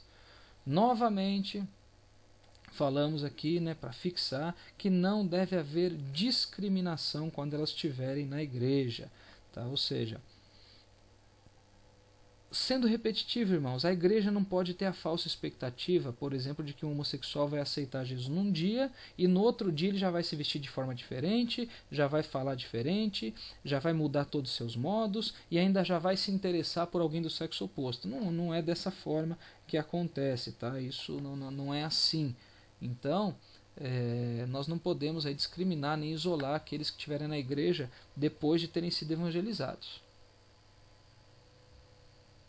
E como já comentado também, a reintegração ela começa na igreja, para depois ocorrer na sociedade de uma forma geral.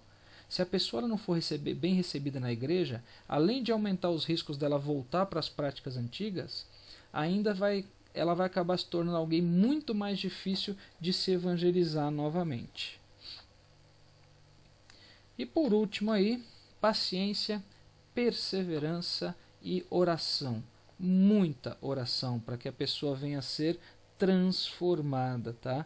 Não se deve desanimar, inclusive caso ocorram algumas recaídas em alguns momentos. Como nós já comentamos, a transformação ela não é instantânea e obviamente o inimigo vai lutar para não perder essa alma que foi evangelizada, né? Também seria uma utopia achar que o inimigo fala, já que aceitou, então não vou fazer mais nada. Não, ela vai tentar bater nos pontos fracos dessa pessoa para que ela venha a cair novamente.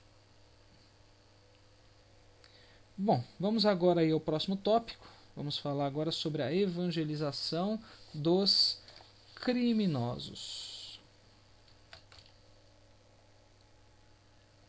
Bom, irmãos, primeiramente vamos entender que quando se tratam aí de criminosos, nós temos aí duas possíveis situações. A primeira delas refere-se aos criminosos que estão livres. Tá? Nessa situação, de criminosos livres, pode existir aí dois tipos de pessoas. O primeiro tipo é aquele que cumpriu a sua pena, saiu, né, tá livre, mas voltou para o crime. E o segundo é aquele que está no crime, mas não chegou a ser preso. Então, os dois casos eles estão livres, tá? Agora, alguns podem até questionar, mas tem aqueles também que foram presos, cumpriram sua pena e saíram e não voltaram para o crime. Tá bom, mas aí eles não são mais criminosos, né? Eles são ex-criminosos. Então, para esses aí existe uma questão mais forte aí na parte de reintegração dos mesmos na sociedade, enfim.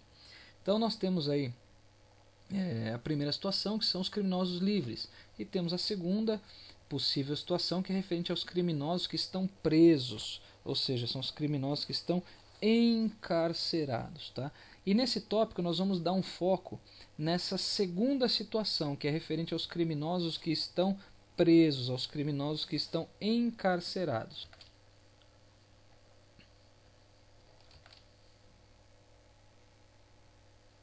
Bom, aqui, irmãos, nós temos aí um relatório, um pequeno relatório com um panorama do ambiente carcerário no Brasil. Tá? Esse relatório, ele é um relatório, está aqui ó, do lado direito dos irmãos, é um relatório de junho do ano passado, finalzinho de junho do ano passado. Tá? Não é tão antigo assim, não é o mais recente, mas também não é tão antigo assim. Tá?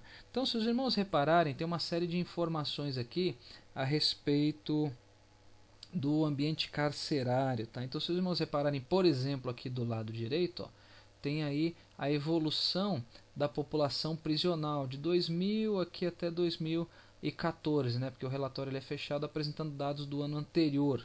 Então, atualmente, né, se a gente está falando aqui pelo menos até o ponto que chegou esse relatório, nós estamos falando aqui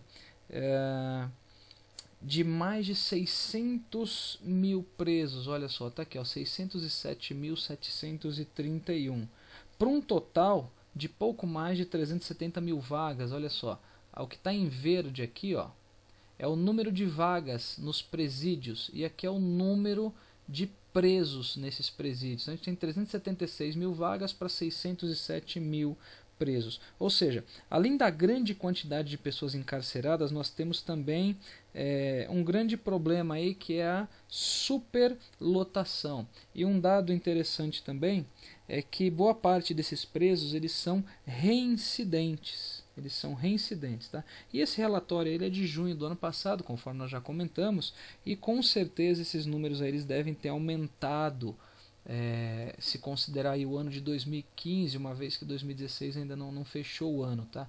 Até porque, se a gente ver aqui pela projeção, olha, tá vendo? 232 mil, depois 336, 496, a gente percebe que ele só está subindo aqui, ó, a quantidade de presos, tá? A quantidade de encarcerados. Bom, aqui nós temos um outro quadro, só que agora não mais dos presídios, agora sim mais dos menores, né? A gente está falando aqui da Fundação Casa, ou seja, dos presídios. Na verdade são presídios, mas são presídios para menores, tá? Para jovens. E esse relatório ele é bem mais recente, ele é inclusive da semana passada. Se os irmãos olharem aqui embaixo, ó, dia 28 de julho de 2016, ou seja, ele é bastante recente esse relatório. Então nós temos aí por volta, se a gente somar aqui, olha só, dia 28/7, se a gente somar aqui pela faixa etária, né, 12 a 15 anos, 16 a 17, um pouquinho mais de 18, aí a gente está falando aqui algo em torno de 10 mil jovens presos. Tá? Agora, lembrando, irmãos, parece um número pequeno, né, mas lembrando que esse relatório ele é somente de São Paulo, tá? Eu esqueci de comentar isso. Diferente do relatório anterior, que mostrava números de presos adultos da nação, né, do Brasil, aqui nós temos números de presos menores, mas somente em São Paulo. E a maior parte desses detentos menores também são reincidentes. Tá? Também são reincidentes. Enfim, esse relatório ele é emitido semanalmente, inclusive ele vem com outro anexo também, esse relatório é público, dá para os irmãos pegarem aí no site da Fundação Casa, que é o Centro de Atendimento Socioeducativo ao Adolescente. Ele vem com um anexo que ele diz, né, numa tabela assim bem grande e por faixa etária, os principais tipos de crimes cometidos que levaram aí à detenção. Então, irmãos, quando nós falamos sobre evangelização desse grupo desafiador de criminosos que estão aí nos presídios, é extremamente recomendável que se participe dos chamados cursos de capelania, tá? Mais específico aí sobre a capelania carcerária, ou também chamada de capelania prisional, tá? Esses cursos eles visam capacitar os cristãos para a obra evangelística dentro de presídios, dentro de cárceres, tá? Existe inclusive respaldo legal para isso, né, através de leis federais. Aí a Lei 9.882, lei federal, ela dá respaldo legal para isso. Não existe nada de ilegalidade nesse trabalho de evangelização dentro de presídios, não. Tá? Enfim, existem várias entidades, aí, pessoas que ministram esses cursos aí de capelania carcerária. E vale comentar também que existem vários segmentos de atuação nesse trabalho de capelania, não somente a carcerária, mas tem capelania hospitalar, capelania militar, capelania de cemitérios, capelanias de escolas, enfim, então é bastante vasto esse trabalho, né? Vejam, irmãos, o que a Bíblia nos diz lá no livro do escritor aos Hebreus, capítulo 13, versículo 3. Diz assim a palavra do Senhor: Lembrai-vos dos presos, como se estivesseis presos com eles, e dos maltratados, como sendo vós mesmos também no corpo. Olha que interessante, irmãos. Aqui está dizendo que nós temos que nos lembrar dos presos, mas lembrar deles de que forma? Como se nós estivéssemos presos junto com eles. Agora pensa comigo, irmãos. Se nós estivéssemos presos junto com eles, a gente conseguiria esquecer deles? Obviamente que não, porque a gente vai estar junto ali, vai estar vendo o tempo todo. Então quando ele diz para se lembrar dos presos, como se estivesse preso com eles, primeiramente tem a ver com estar sempre se lembrando deles. E segundo também para sentir, né, a mesma dor que eles sentem, ou seja, ter uma compaixão maior por eles também. Tá? Enfim, o cristão ele não pode desprezar, vamos chamar assim, esse vasto campo de atuação evangelística que é o segmento carcerário. Tá? Muitas almas ali elas estão sedentas da palavra. Aliás, muitos deles não têm nem expectativa mais em relação ao mundo. E por isso, essas pessoas são um campo muito fértil para atuação evangelística.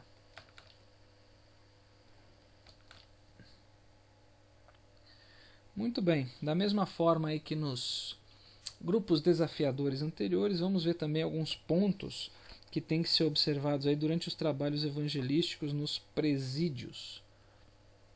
Então vamos lá. Primeiro deles, conhecer e obedecer às normas dos sistemas prisionais. Então, é necessário, né, como o próprio parágrafo está dizendo, conhecer e obedecer todas as regras do sistema prisional. Normalmente, irmãos, as regras, vamos dizer assim, gerais, elas são aprendidas no curso de capelania carcerária. Agora existem também algumas regras que são específicas aí de um local, do local que se deseja evangelizar, enfim, regras aí que são específicas do local. E essas regras elas também têm que ser conhecidas, não só conhecidas, mas obedecidas, tá, durante o trabalho de evangelização.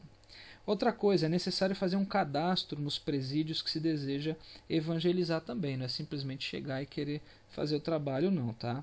É um cadastro que a gente chama de cadastro de visitador, né? Obviamente aí que existe uma série de requisitos para que se possa efetuar esse cadastro e também para que ele possa ser aprovado aí para se realizar o trabalho, porque senão qualquer pessoa iria se cadastrar, inclusive pessoas que podem estar querendo entrar lá para poder ajudar os criminosos de alguma forma aí no que diz respeito a, sei lá, passagem de informações, outras coisas mais, enfim.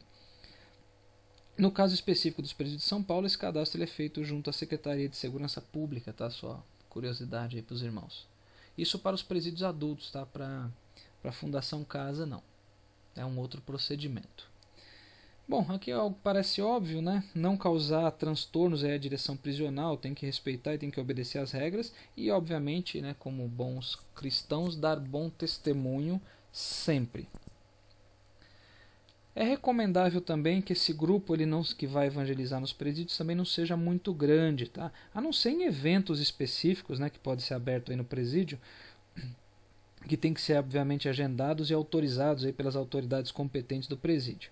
Para a evangelização fora desses eventos específicos, a recomendação é que não se ultrapasse aí, no máximo 10 pessoas, tá? Entre 5 e 8 pessoas aí é um número bastante razoável. Deve-se ter pleno conhecimento das normas e horários, normas, dias, né, e horários para se fazer esse trabalho. Então aqui a gente está falando sobre regras específicas. Tá? Tem as regras gerais, que vale para todo o sistema prisional, e tem as regras específicas. Aquele presídio, o horário de visita é tal dia, aquele outro é em tal horário, enfim. Existem trabalhos que são compartilhados, né, tem outros tipos de trabalhos de apoio espiritual que é feito lá dentro também, então tem toda uma série de regras aí que tem que ser obedecidas no que diz respeito a horários, a locais, enfim.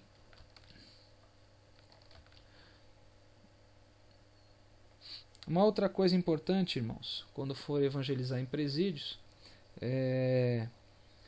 não utilizar, na verdade, nem levar objetos que desperte aí qualquer tipo de suspeita, tá? Então isso é muito importante também.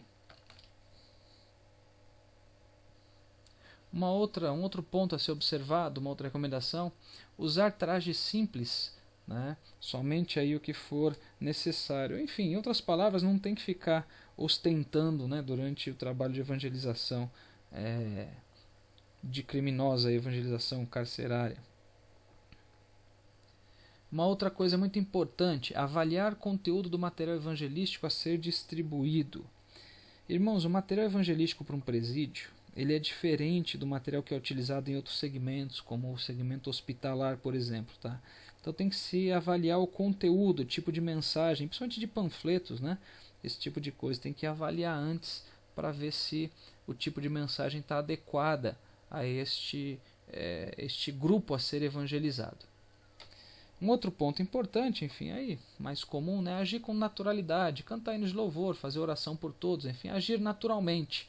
Por que a gente comenta isso? Porque dentro do sistema prisional a gente vai ver muitas coisas assim que podem até assustar, né, a condição daquelas pessoas, enfim, mas tem que se agir com naturalidade. E algo fundamental, irmãos, extremamente importante. Não questionar ninguém lá dentro sobre culpa, sobre se é culpado ou se é inocente, sobre crime que cometeu ou não. Isso tem que ficar a cargo da justiça. Tá? Se alguém se aproximar e falar, mas eu sou inocente, eu preciso de ajuda, eu preciso disso, enfim, tem advogados para tratarem disso. Então não se pode entrar nessa seara, tá? de discussão ou de conversa. O foco tem que ser o quê? A evangelização. O foco tem que ser o quê? A mensagem da salvação. E um outro ponto importante, né? Já repetindo também, que nós falamos isso para os outros grupos e vale para o grupo de criminosos também, grupo desafiador de criminosos, é acolher os evangelizados que estiverem livres, tendo cumprido suas penas. Então, ele está falando aí do apoio da igreja na reintegração dessas pessoas também. Bom, avançando aqui, irmãos, vamos aí agora ao próximo tópico, onde nós vamos falar sobre a evangelização dos viciados, tá? Dos viciados ou dos drogados. Bom, é sabido por todos que, vamos dizer assim, legalmente falando, né, em termos de lei, existem as chamadas drogas lícitas, tá, que são aquelas drogas que são liberadas pela lei, por exemplo, aí, bebida alcoólica, cigarro, enfim. E tem as chamadas drogas ilícitas, tá, que são aquelas proibidas. Aí a gente tem maconha, crack, cocaína, heroína, êxtase, enfim. Tem uma série de outras drogas que são chamadas de drogas ilícitas. Tá? Agora, independente de serem drogas lícitas ou ilícitas, espiritualmente, os viciados em ambos os tipos eles devem ser evangelizados e ambos necessitam de libertação. Então, quando a gente fala sobre evangelizar viciado, a gente não está falando só naquela pessoa que é viciada em crack, mas a gente está falando também naquele cara que é alcoólatra, por exemplo, naquela pessoa que ela tem o vício de beber bebida alcoólica, enfim, é tão ruim quanto, né? Então nós temos que evangelizá-los também. Bom, irmãos, existe um relatório que ele é emitido anualmente, tá? Ele se chama, tá aqui embaixo, ó, na tela dos irmãos em vermelho, ele se chama World Drug Report. Aqui nós temos a versão, inclusive, de 2016, ó, é a versão mais recente, né? Como o próprio nome aí diz, trata-se de um relatório mundial sobre drogas, tá? Esse é um relatório bastante completo, que ele traz estatísticas de estudos e estudos também muito completos sobre esse tema. Para os irmãos terem uma ideia, é um relatório aí que tem mais de 150 páginas. Esse de 2016 tem um pouco mais de 170 páginas, né, com estatísticas, por exemplo, por país, por faixa etária, por tipo de droga que é consumida, por consequências desse consumo, a evolução disso no tempo. Enfim, se os irmãos tiverem alguma curiosidade de ver mais detalhes sobre esse relatório, é só acessar o site, tá? Aqui está em cima o nome da entidade que faz isso, ó, UNODC, tá? Então é www.unodc.org, tá? É bem fácil o site.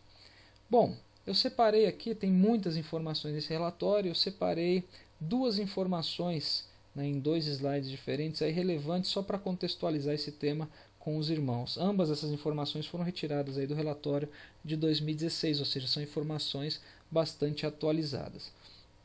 Então aqui nesse slide nós temos uma estatística que informa isso, os irmãos forem observar, que olhando do lado direito primeiro, ó, nós temos aqui um número estimado de 247 milhões, aqui ó, 247, olha só, está em milhões aqui, ó, usuários de droga anualmente, 247 milhões de pessoas usuárias de drogas em 2014, né, que é o último ano que eles têm como referência aqui nesse que saiu de 2016. Então nós temos 247 milhões de pessoas. Veja, irmãos, que se trata de um número, vamos dizer assim, bastante assustador, tá? E reparem, ó, que tem crescido ano a ano, né? Nesse relatório dele, somente aqui em 2008, que teve uma queda, né, em relação a 2006 e 2007, a partir daí, ó, só tem aumentado isso, tá? Só tem aumentado este número ano a ano. Ano a ano tem crescido. E os irmãos sabem que as drogas elas têm levado muitas pessoas à morte, e não somente levado os usuários à morte, mas também levado muitas famílias à destruição, uma vez que existem muitas consequências para as famílias também, não somente para os viciados, tá?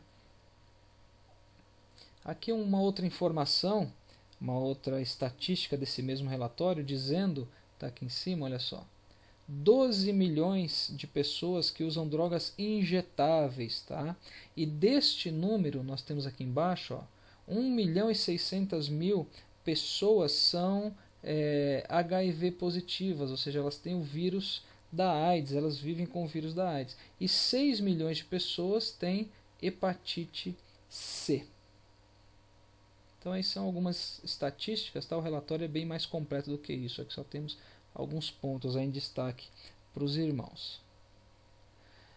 Agora, algo que é importante, né, algo importante que o evangelista precisa saber, é que muitas pessoas elas passam a usar drogas para fugir de diversos tipos de problemas, para fugir de outros problemas, tá? Então, são muitas as causas que podem levar alguém a se drogar. E boa parte, obviamente não vamos falar todos, né? Muitas causas existem, mas boa parte desses problemas, por incrível que pareça, são aí de ordem familiar, tá? Ordem familiar. E uma outra coisa que é necessário também saber é que o vício, né, nessas drogas, sejam lícitas ou ilícitas, pode levar a outros pecados também, além do próprio vício, que já é um pecado, né? Por exemplo, a prostituição, tá? Não somente aí, como forma de renda para sustentar o vício, porque o vício ele é caro, né? Nós já falamos sobre isso antes, né? As drogas que levam à prostituição, mas o vício pode levar à prostituição muitas das vezes também como efeito da própria droga. A pessoa fica maluca, né? Isso afeta o cérebro da pessoa e ela sai querendo ter relação sexual com outras pessoas também, enfim. Além da prostituição como fonte de renda para sustentar esse vício que é caro. Um outro pecado, né, que pode ser consequência aí do vício nas drogas é o roubo. nesse caso aí, obviamente, na maioria das vezes, para sustentar o próprio vício. Normalmente o viciado ele começa roubando na sua própria casa, né, para vender as coisas, para pagar mais drogas, e depois ele passa a roubar fora de casa também, passa a roubar pertences de outras pessoas. O vício também pode levar ao assassinato, ou seja, uma pessoa viciada ela não mede consequências e, se necessário, ela é capaz inclusive de matar por causa da droga. E uma outra coisa terrível, irmãos, que está ocorrendo. Existe um tipo de droga que é chamada aí de Cloud9, que ela transforma os viciados em verdadeiros zumbis humanos, tá? Levando inclusive muitos a cometer canibalismo. É algo assim horrível. Se os irmãos pesquisarem na internet, os irmãos vão encontrar reportagens sobre isso. Tá? Inclusive até vídeos no YouTube. É realmente satânico. Tá? Se os irmãos colocarem lá na pesquisa Cloud9, né? Cloud de nuvem, né? Cloud9 de número 9, né? Cloud9 por extenso, os irmãos vão ver os efeitos dessa droga, uma droga que está preocupando muito as autoridades americanas com os efeitos que ela causa. Tem vídeos mostrando as pessoas como que elas ficam quando elas fazem uso dessa droga, assim, realmente demoníaca a situação. Mas enfim, são aí vícios, né? São aí outros pecados, né? Outros problemas que podem ser advindos aí também dos vícios nas drogas. Como nós já comentamos, é um abismo chamando outro abismo. Bom, da mesma forma que fizemos aí nos grupos anteriores, vamos ver também alguns pontos que têm que ser observados durante a evangelização dos viciados, tá? Então, da mesma forma que todos os grupos anteriores, jejum e oração fundamentais. Procurar estar sempre acompanhado por pessoas mais experientes no caso de locais de consumo dessas drogas ilícitas, né? Uma coisa é você estar evangelizando uma pessoa que ela está numa região ali que você tem um acesso a ela, enfim. E outra coisa é você se deslocar com um grupo para um local específico que são pontos de consumo e de venda de drogas, enfim. Então é sempre bom, principalmente para um evangelista mais novato nesse segmento, ele está acompanhado com pessoas que têm um pouco mais de experiência, ou seja, ele vai ter ali uma assistência pessoal, uma assistência de pessoas mais competentes para poder atuar nesses casos, tá? Como nós já comentamos, as causas aí para o consumo das drogas são as mais diversas, né? Sendo que em boa parte tratam-se de problemas familiares. Então, devido a isso, o apoio espiritual e o apoio evangelístico, ele deve se estender, quando possível, obviamente, aos familiares do viciado também. Tá? Tem que procurar remover as causas dos problemas. E se uma das causas está dentro da família, existe a necessidade de um trabalho espiritual e evangelístico também para com os familiares do viciado. Programas de ação social, irmãos, para apoio, né, principalmente aos dependentes químicos. Os programas de ação social eles costumam ser eficazes quando eles são aplicados em conjunto com o trabalho evangelístico. Tá? Às vezes as pessoas fazem, por exemplo, campanhas de agasalho, distribuição de comida em algumas áreas aí de pontos de droga, enfim. Então pode ser usado aí em conjunto nesse sentido. Trabalho constante, pois a chance de recaída é muito grande. Então o trabalho ele tem que ser contínuo, tá? Ele não pode ser um trabalho feito assim inicialmente de evangelização e depois esquecido, né? Esse trabalho tem que ser contínuo porque a chance de recaída é muito grande. Lembrando que a gente está falando de pessoas que são viciadas no uso dessas drogas. Nesse contexto de trabalho constante, uma parceria com casas de recuperação evangélicas, tá? É de grande valia, mas nós vamos falar sobre isso aí no próximo slide. E também não se deve esquecer no apoio, né, do apoio que tem que ser dado para essas pessoas na reintegração do viciado quando ele aceita Jesus e quando ele estiver aí se recuperando, tá?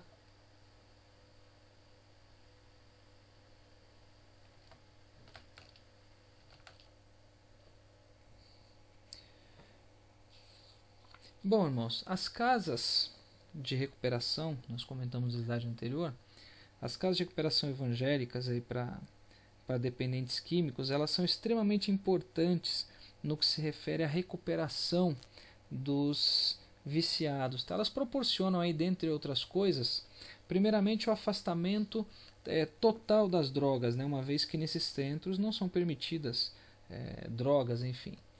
Uma outra coisa muito legal, e assim a principal delas, né, que essas casas proporcionam, é o contato com a palavra todos os dias, ou seja, o interno ele vai ter um contato constante com a palavra de Deus, onde aí os cultos, ministração da palavra, eles são diários, e tem alguns casos até que acontece mais de uma vez no dia. Isso é fundamental, irmãos, uma vez que o inimigo ele vai tentar dominar a mente daquele que estiver em recuperação, e a palavra de Deus ela é a solução para isso.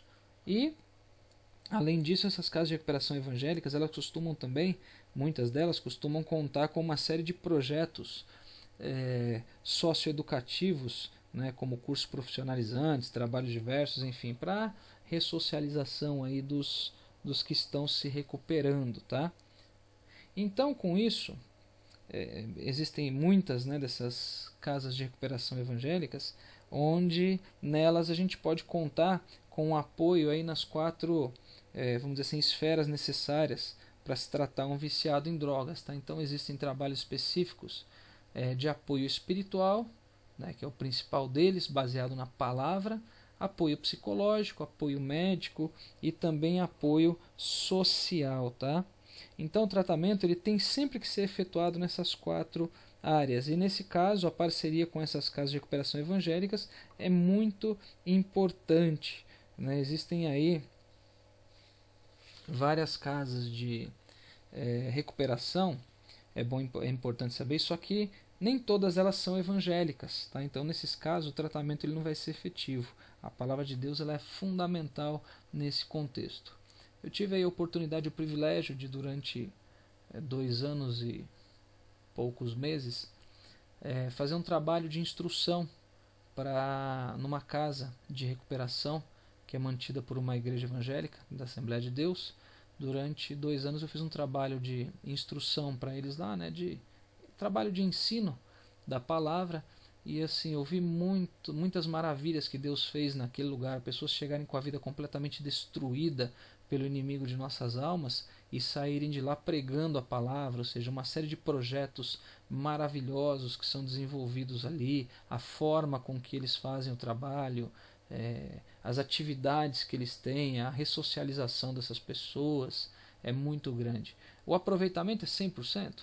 Não, não é 100%, né? Tem sempre um outro caso que acaba saindo, voltando para o mundo, enfim, mas muitas pessoas se recuperam, e principalmente esses que se recuperam, a maioria deles saem de lá como servos do Senhor, como obreiros da igreja, enfim. Então é uma parceria assim bastante interessante no que diz respeito àquele cuidado constante que tem que ter.